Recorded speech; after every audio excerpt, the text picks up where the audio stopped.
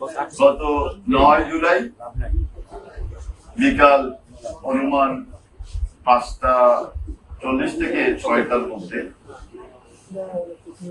কোতোয়ালি থানাধীন sir Salimullah medical college বা Mirpur hospital যাকে আপনারা চিনেন 3 নম্বর গেটে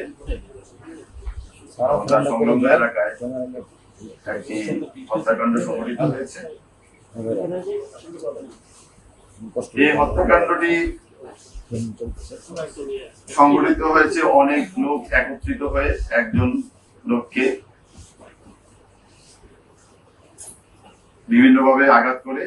হত্যা করেছে। এগুলোর বিভিন্ন ফুটেজ ইতিমধ্যে আপনারা সোশ্যাল মিডিয়া থেকে শুরু করে বিভিন্ন জায়গায় আপনারা দেখেছেন। তো এই ঘটনা ঘটার সাথে সাথেই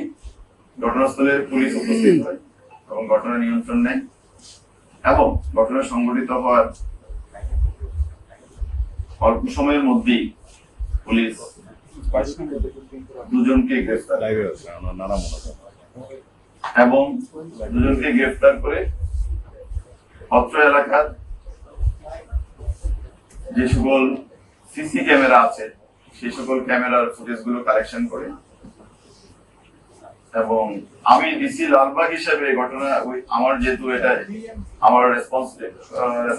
রেসপন্সিবিলিটির মধ্যে এবং আমার এরিয়ার মধ্যে আমি বলা যায় 20 থেকে 25 মিনিটের মধ্যে আমি নিজের ঘটনাস্থলে তাৎক্ষণিকভাবে আমরা লাশটার যে আইনি ফর্মালিটিজ আছে রোতাল করা এবং ময়নাতদন্তের যে প্রক্রিয়াটা সেটা সম্পন্ন করে এটা লাশটাকে আমরা মিরপুর হসপিটালে প্রেরণ করি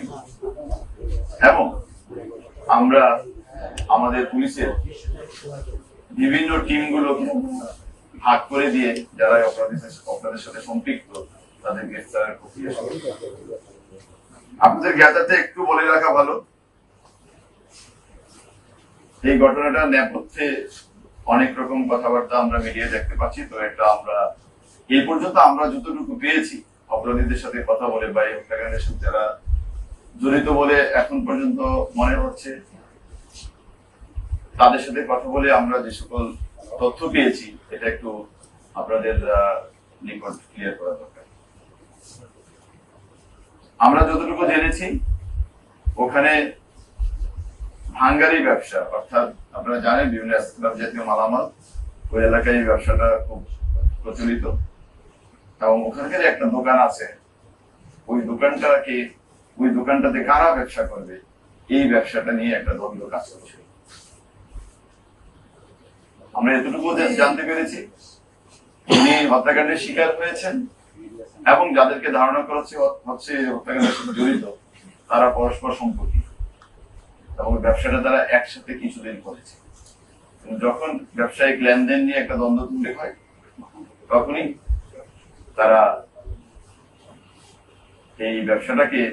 আবার নিজেদের মতো করে করার জন্য তার সাথে বিবাদে লিপ্ত হয়, যার বিবাদের ফলশ্রুতিতে এই হত্যাকাণ্ডটি সংঘটিত হয়েছে। এই হত্যাকাণ্ড সংক্রান্তে ঘটনার পরদিন অর্থাৎ 9 তারিখে ঘটনা ঘটেছে। 10 তারিখে যে যিনি হত্যাকাণ্ডের শিকার হয়েছেন ভিকটিম সোহাগের বোন কোতোয়ালি থানায় বাদী হয়ে একটি মামলা দায়ের করে যার মামলা নম্বর 7/10 জুলাই এবং এটা হত্যা মামলা সংক্রান্তে ঘটনা সংক্রান্তে যে সকল ধারা আছে বাংলাদেশ দণ্ডবিধি সেই সকল ধারা অর্থাৎ 302, 34 এই ধারায় এই মামলাটি সংঘটিত দায়ের করা হয়েছে। ঘটনা অব্যবহিত পরেই আমরা ঘটনার সাথে সংশ্লিষ্ট সন্দেহে আমরা 2 জনকে গ্রেফতার করি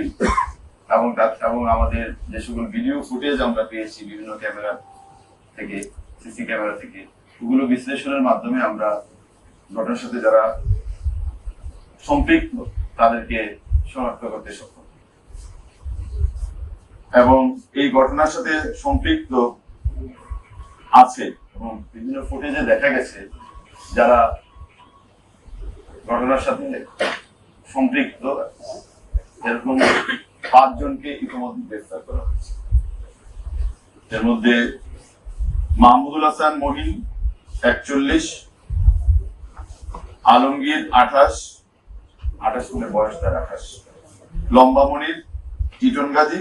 এবং তারেক রহমান রবি, এই 5 জনকে গ্রেফতার করা হয়েছে। এর মধ্যে মাহমুদুল হাসান মহিন এবং তারেক রহমান রবি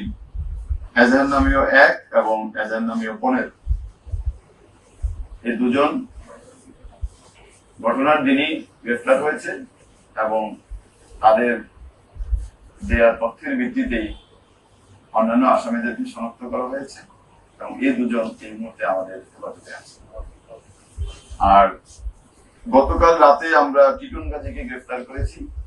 তাদের দেওয়া তথ্যের ভিত্তিতে এবং আমরা তাকেও সরাসরি সম্পৃক্ততার প্রমাণ দিয়েছি, বিভিন্ন ফুটেজে তাকে এবং অ্যাক্টিভ রোল প্লে করেছে এবং আপনারা হয়তো ইতিমধ্যে অবগত হয়েছেন র্যাপিড অ্যাকশন ব্যাটালিয়নের 2 জনকে গ্রেফতার করেছে। অর্থাৎ সব মিলে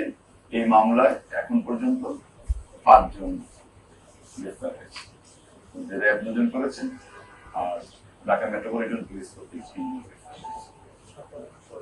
আমরা এই মামলাটি দায়ের হওয়ার সাথে সাথেই আমাদের একটি চৌকস তদন্ত টিম করা হয়েছে। সেই টিমটি মামলার তদন্ত পরবর্তী কার্যক্রম এগিয়ে দেওয়ার জন্য কাজ করছে এবং অপরাপর যারা অপরাধী এবং এই ঘটনার সাথে সম্পৃক্ত তাদের গ্রেফতারের সকল প্রক্রিয়া চলমান রয়েছে।